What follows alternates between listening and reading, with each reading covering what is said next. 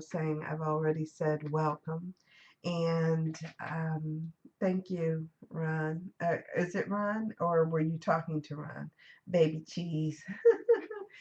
So, okay, so great. So it's good to be here, and it's good that, of course, I don't even know, I remember how I used to think that, oh man, I survived another week and I'm among the land of the living for another week. But in reality, it goes so much deeper than that. It's a wonderful feeling to be awake, to be alive, to be conscious of the fact that we're all here, we're gathered together in order to experience this thing called God. And we experience this thing called God through one another. So I think that what I'll to do today is talk until I get tired of talking. And then I might play an excerpt from a tape if I get tired of talking. And, um, and then go from there. I'm on every Monday and Wednesday, so I in no way feel, and go out and do classes on Tuesdays, so I in no way feel like I have to wrestle for the mic or anything like that, or to talk. I can absolutely be able to share. However, since I'm here, like I said, I like to go ahead and do what it is that I'm planning to do. So let's start off like I normally do and say this is A Course in Miracles. This is the introduction to A Course in Miracles. I always like to quote the introduction to the Course in Miracles because it sets me, on the path. It sets my feet firmly on the ground and just says, okay, we're here for this particular purpose. So this is A Course in Miracles. It is a required course. Only the time you take it is voluntary. Free will does not mean that you can establish the curriculum. It means only that you can elect what you want to take at a given time. The aim of the course is not to teach the meaning of love, for that is beyond what can be taught.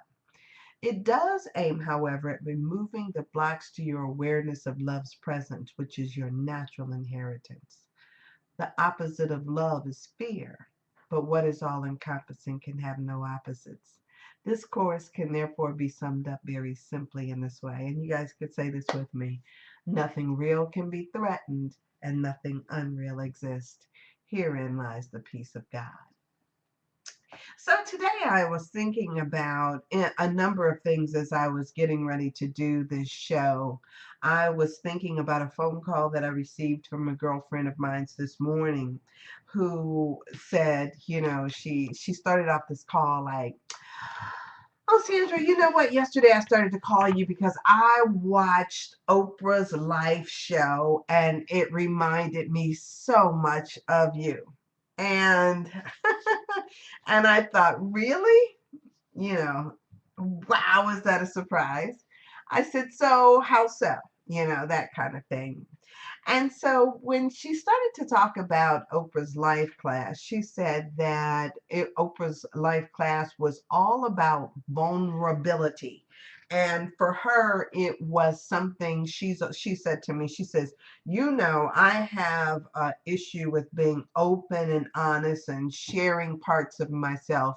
And you always talk to me about that. And she says, and as I listened to the show and all these different perspectives that she was getting, she says, I don't understand how you do that. She said to me that to her, it seems as though my whole life is open. And she says, I don't understand how it is you can be so exposed before people without it phasing you. And so then she talked about that on the show.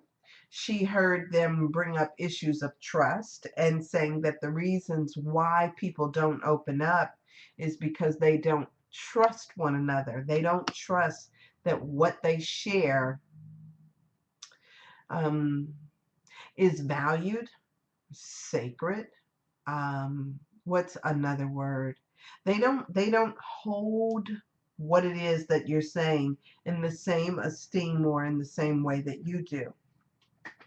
So I listened to her as she seemed to be talking about revelation after revelation that she had during the course of watching this show.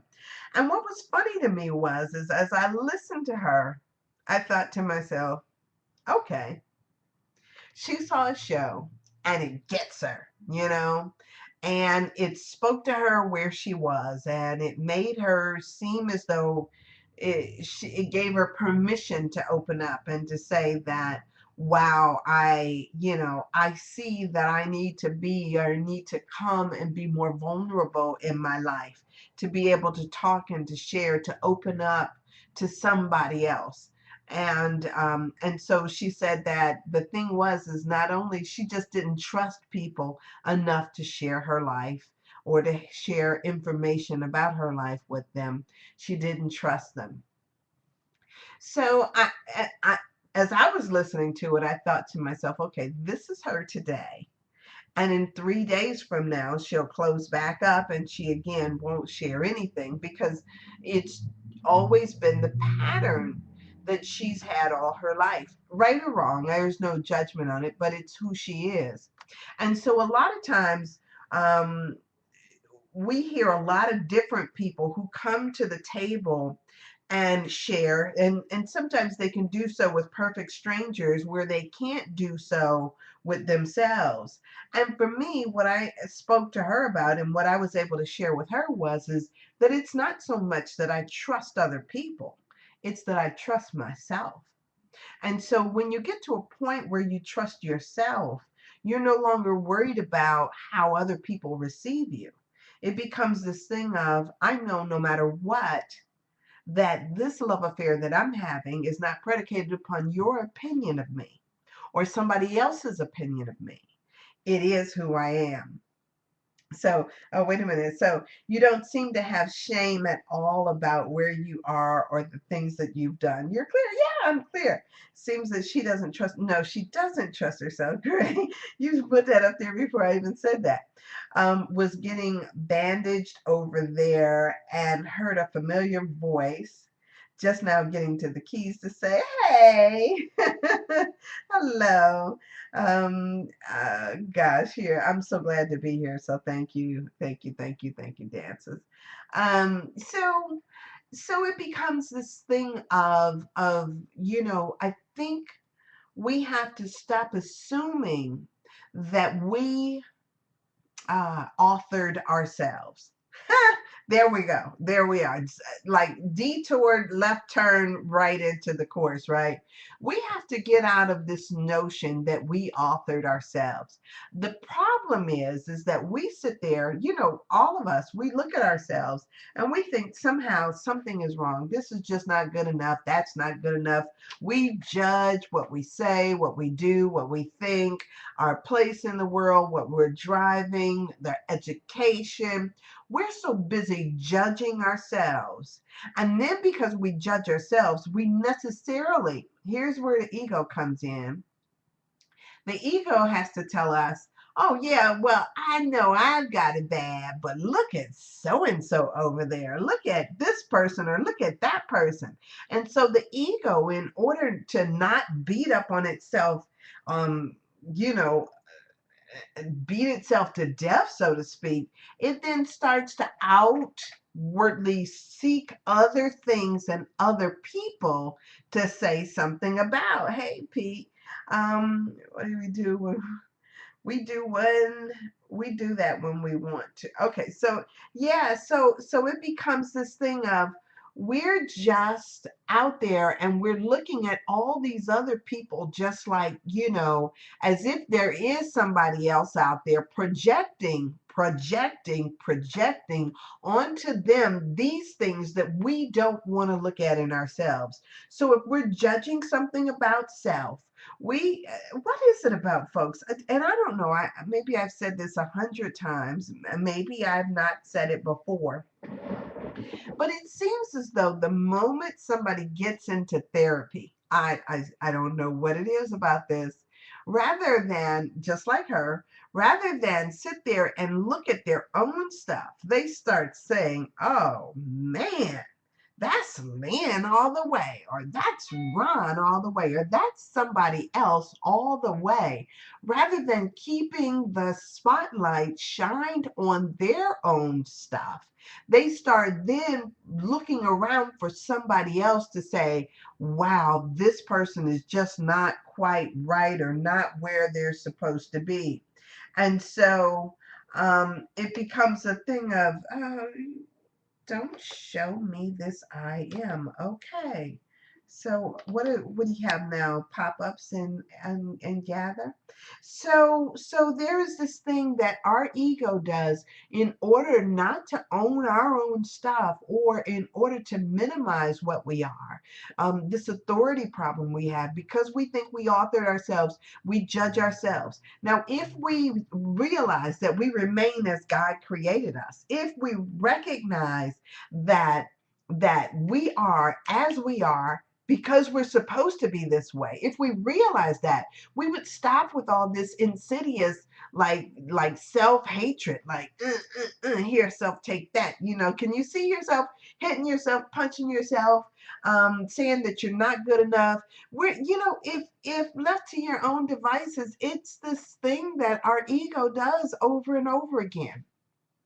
But when we recognize that we remain as God created us, and that God's love is just, just total, and we're right where we're supposed to be, just like we're supposed to be created as you are on purpose. If we realize that and knew that, then our whole response would seem to be different to me. So,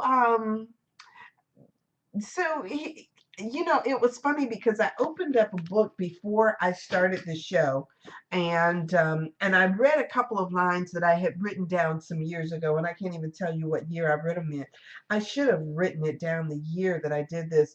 I don't even know that these are my words. It could be the Course in Miracles words, but it says, the atonement does not make you holy. You were born holy. Let darkness not obscure this, and you will be healed. So it's not the things that we do. It's not, we have this notion, when we're little kids, that, life is wonderful, that all is well, that we live in these fantasy worlds, this fairy tale thing. I remember for me, I was growing up with sisters and brothers. I used to love, I used to love like playing with my sisters and brothers. Back, when I was growing up, we didn't have all these video games. We didn't have just the endless amount of toys. We had a few toys growing up, but I had a baby doll or two. But inevitably, my brothers would tear the arms off and use the head like to throw at people. And, we didn't have a lot of toys. And we used to make do with what we had.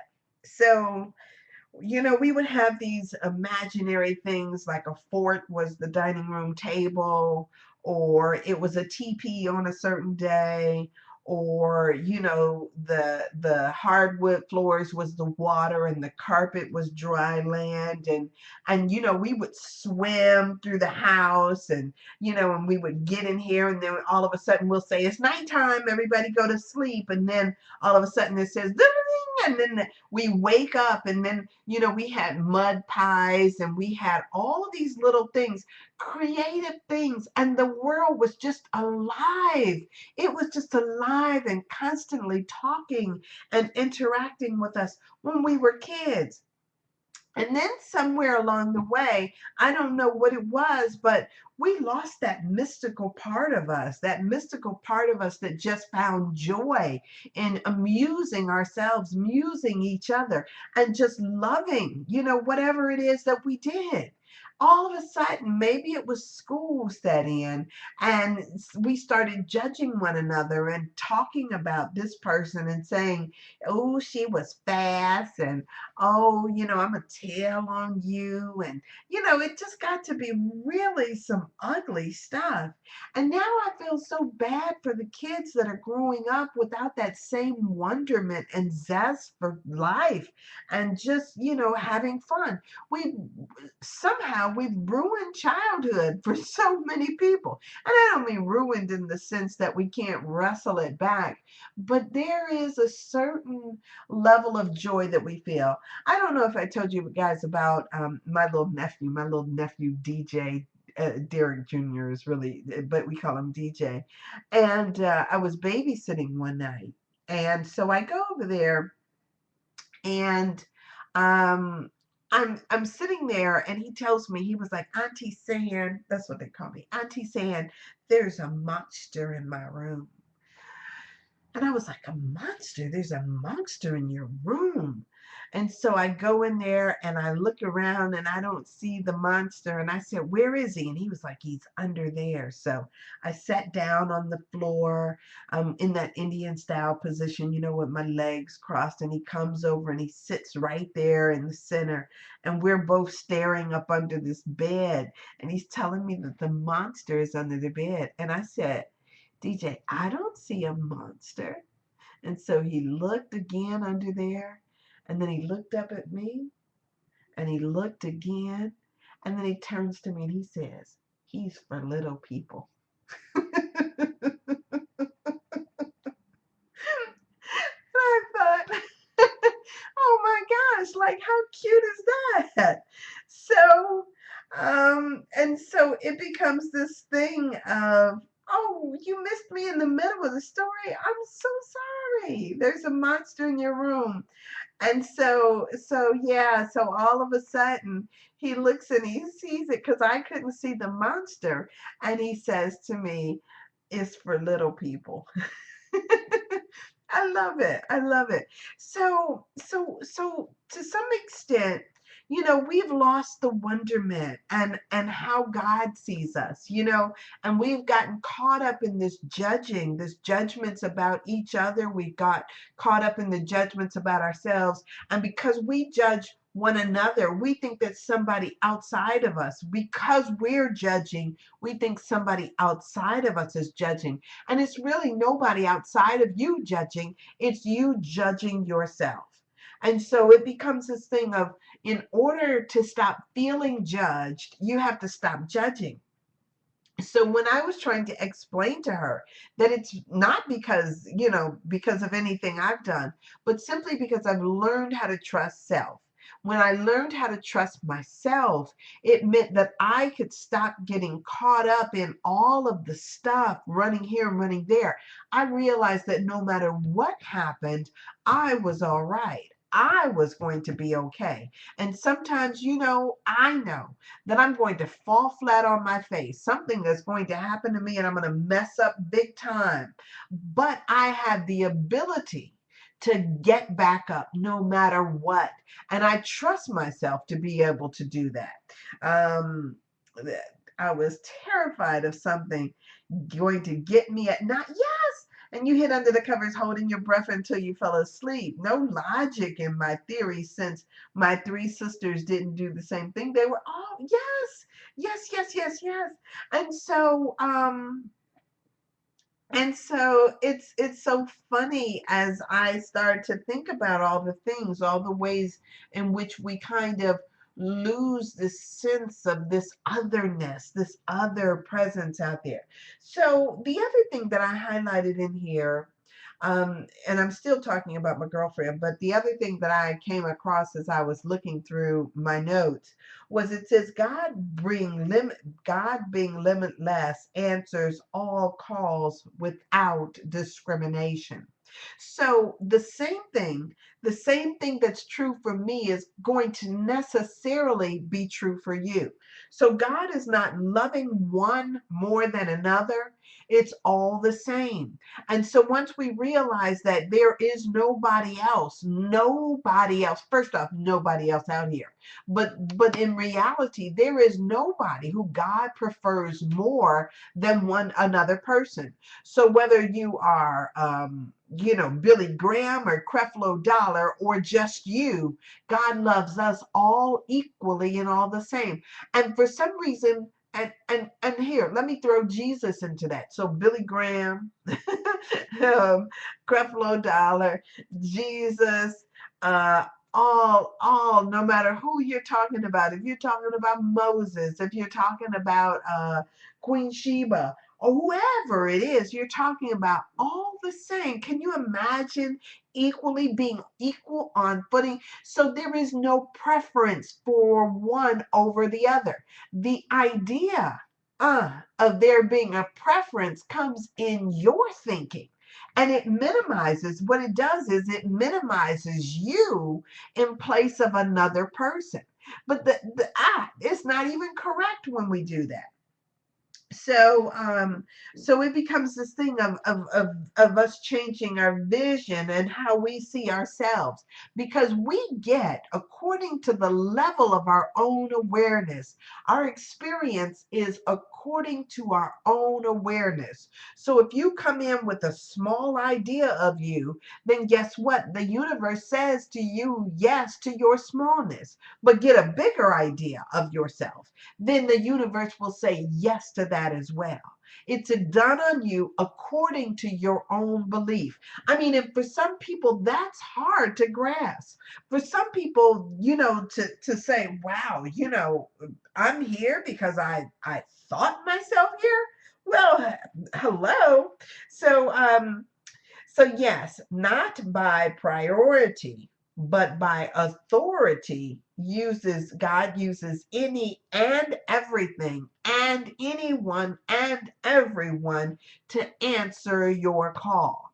So if you recognize, oh, isn't that sweet? If you recognize that there is this presence that means you're only your highest and your best good, and always says yes to you, and will use anything, anybody, anywhere, at any time in order to respond to what it is your deepest heart desire is, right? If you grasp that, then here's what you'll stop doing, is you'll stop saying, oh, you know what, God, I need to make more money, and then think that the source of your money is the job.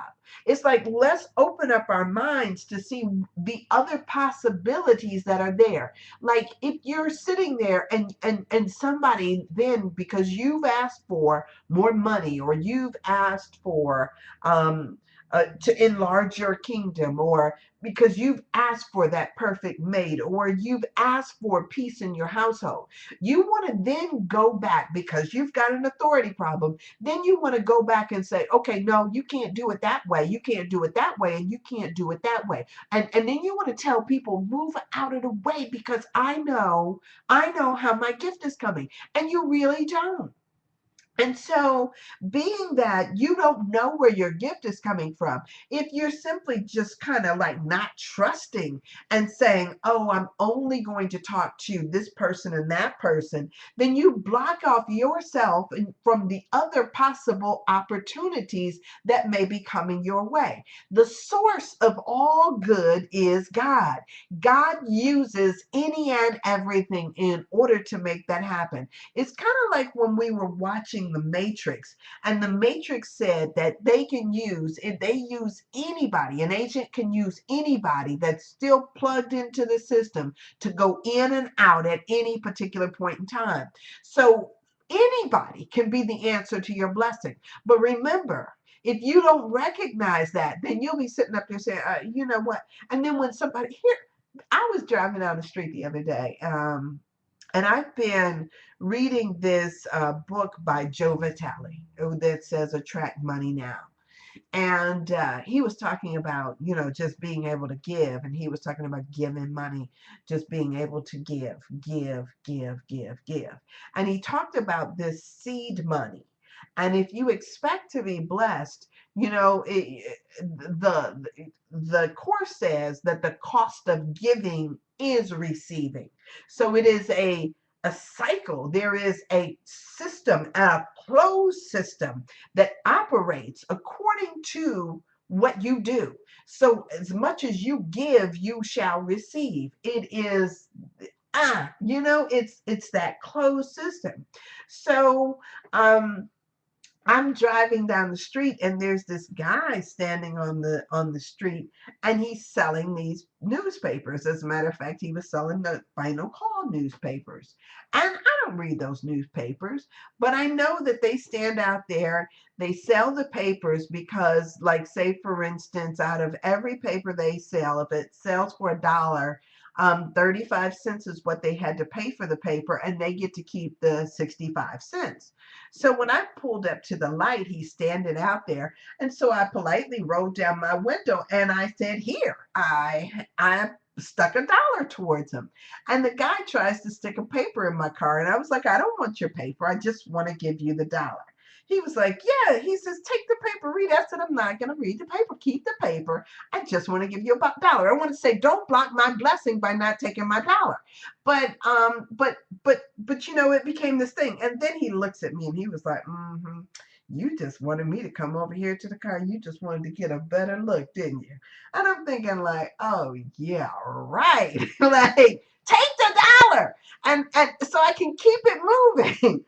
And so it becomes this thing that if we don't recognize that our blessings can come from any and everywhere, then we'll sit there and we'll think like, okay, even though this woman is handing $1 out the window, which is out what I'm out here peddling papers for. Even though she's sticking $1 out the window, my blessing isn't coming from her. It's got to come from someplace else. It's got to come from this job that I've got. I can't just expect that people will be giving me money. It's something else. And so many of us are like that. When we want money, we think that it's got to come from the sources that are already established in our lives, rather than our blessings being from any and everywhere. If God is indiscriminate, right? Indiscriminate about who it is, God, this essence, this source can use whatever means. So sometimes it's just cutting on the radio. Sometimes it's a website. Sometimes it's clicking on a link. Sometimes it'll come through. I told you guys about that time I was behind that truck. I'm speeding someplace on the highway first thing in the morning, and I'm crying and I'm having this big conversation about with God. I'm telling God, I don't understand why this is happening. I don't understand why that's happening. I'm just going on, and I'm crying and I'm screaming and I'm having this conversation with God. And then I finally just said, well, can you do this? Can you do that? And I mean, tears are coming down my face. I'm like trying to see through tears. The traffic is crazy. I know I should be paying attention. And then over comes this huge truck out of nowhere, just cuts over in front of me. And just as I'm about to start cursing this truck out, I look at the back of the truck, and written across it in cursive writing is "Consider it done." Just like that. And I thought, man, all I could say was thank you, you know, because sometimes it's a song. Like I said, sometimes it's a song you'll hear. Sometimes it's a stranger on the street. We never know where it is that we'll get the real, like, it for my girlfriend yesterday, it was Oprah's life class. And it told her that there was nothing that she had to fear by opening up and letting somebody else in. Sometimes we close ourselves down to the very thing that we've been praying for so long. We overlook what it is that we've been desiring just because it doesn't look like, it's kind of like people who were praying for a savior, and then because he came in on a donkey, they couldn't accept him. It's like, oh man, what is he? He's a peasant, can't even afford a decent horse. He's on a donkey, a ass, no less. And so we can't see our blessings because we've got our own judgments in the way. So this is really just to say, that, God being limitless answers all calls without discrimination, loves you unconditionally, says yes to whatever it is your heart's desire. And if you're just asking because you don't think that you deserve, or if you're saying that you don't deserve it, then guess what? He's going to say yes to that too. And so I love it when we get our things. So let me read for a second off the board. So our blessing is to see that they come from everywhere. Sometimes it's the casino. Yes, Pete, I hope so. Um, not only indiscriminate, yes, but all. But it's all God. Yes, yes, yes. Um, okay, Sandra, I dropped the mic again. Really? I'm so sorry. I'm so sorry. But I will say, um, am I on the air? Can I be heard now? Well, poop. No, I can't be heard. Ah, okay. So let's see. All right. So tell me if I can be heard now. Okay, so I don't know if I can be heard now, but I know that the folks on Ustream can hear me, I'm sure, just fine. So gosh, I'm sorry if you guys missed some of it. Dang, I don't know how much I missed, how much you missed. Did you hear my story about the truck? But yeah, look, it's on Ustream. It'll be on Ustream. So yeah, we don't get to, you know, so you know how we talk about I, you guys still don't hear me? Oh, okay.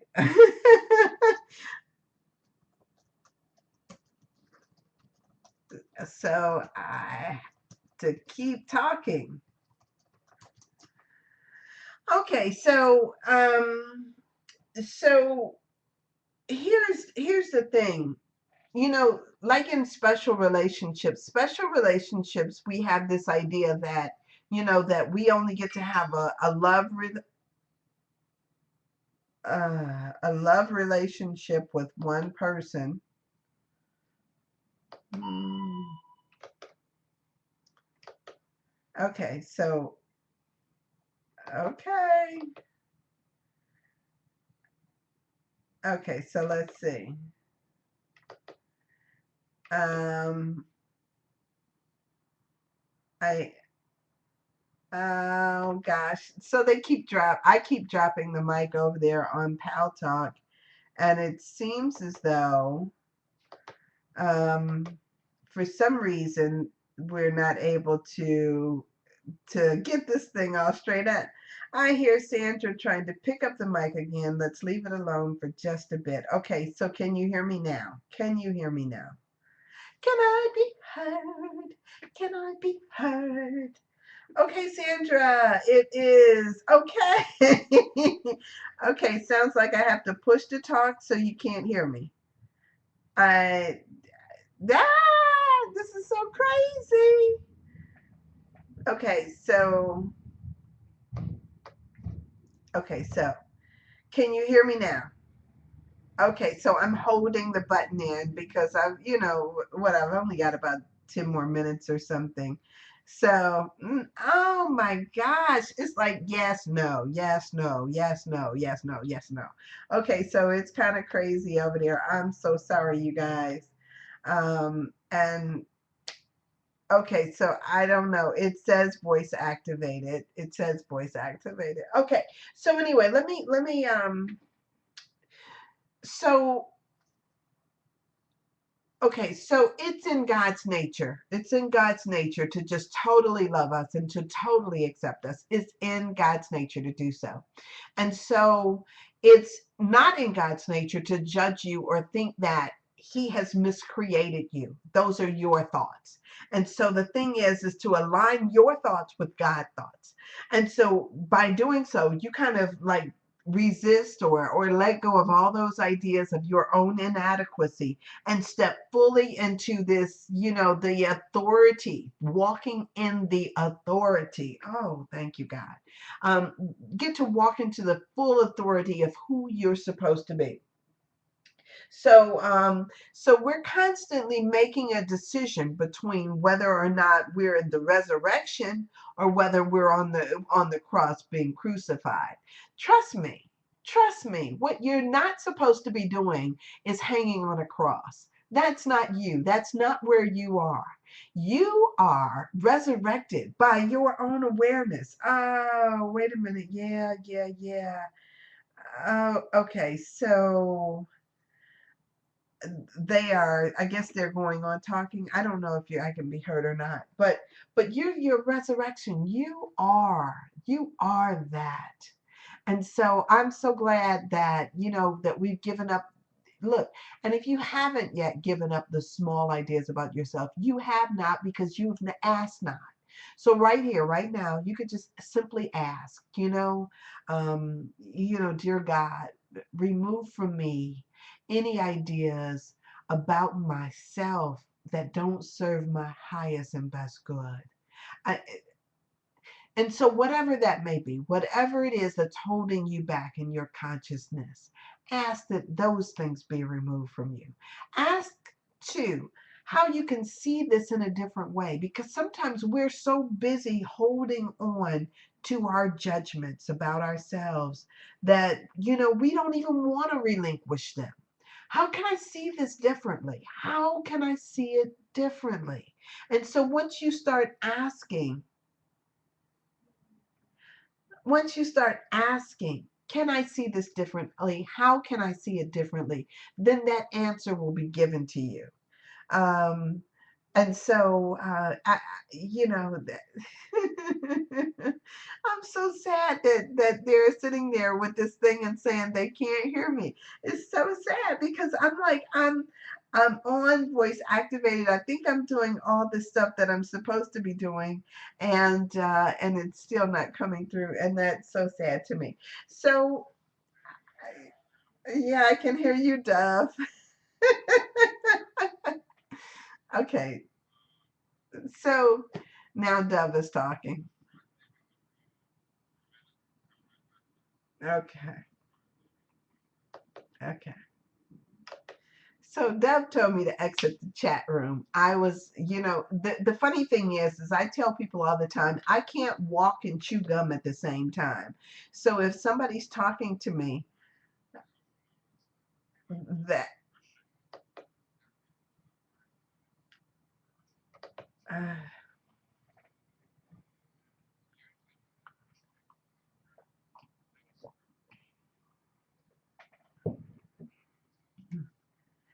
okay.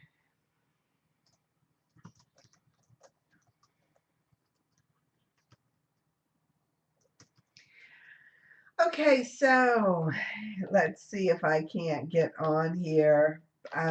Lock mic in, and so hopefully, Kip, am I on? So it took Dove to come and save the day. I hope this is clear. I haven't upgraded yet.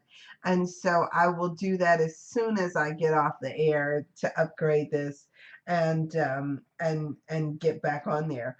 But here's the question. Here's the thing. All the time we're either choosing between the crucifixion and the resurrection. We're choosing between the ego and the Holy Spirit. We're choosing between the truth, and we're choosing between the illusion, between heaven and hell. Those are the choices we're constantly making all the time, but it's done according to what you're choosing. So if you're choosing something that's less than the biggest and best possible for you, if you are choosing less than your God self, then that's what you'll get. It's what you'll continue to get. And so all you have to do, ask, show me something different. Show me all the places where, where I'm blocking my own self, where we've erected these blocks to our awareness of love's presence. One of the things that And my girlfriend's thing with this vulnerability, as I was talking about that, I was thinking about how I used to always say that the walls that we put up are not the walls that keep other people out, it's the walls that block us in.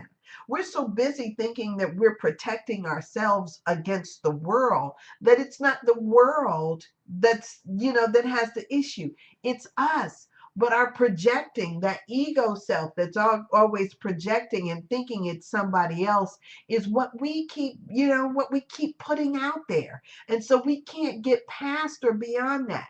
So I always like to give examples. And so let me think of an example that I could give. So, when I was younger, I used to have all these I used to have all these ideas about the guy that I would eventually be with. And so I had a criteria for selection. And I would, go down this list, and I thought, he's got to have this, he's got to have that, certain level of education, blah, blah, blah, blah, blah, on down the list. And I'm just thinking to myself, like, because that's what, society tells us that we're supposed to do. Make a list of what you want, what you desire, and then you'll have some kind of criteria for discerning whether or not this is the person for you. But now what happens as you get older is that you realize how important the simple stuff is, as opposed to those things on your checklist. So it's not the things on the checklist, like if I'm looking for education, or if I'm looking for somebody who is this, taller than me, or I'm looking for somebody that is handy, if all those things seem to change. They all went out the window, and I was thinking to myself, man, wouldn't it be nice that if I just had somebody I was attracted to, and somebody that every morning I want to wake up and I just can't wait to talk to them, or that not, because there was a thing I remember when I was younger, people used to talk about and be even now, I don't know what I'm talking about when I'm younger. People are now still amazed at me that I can actually go, because of the father that I've had. I could actually probably tear a house down and build it again if I had to. My dad was the type that if he had to work, everybody has to work.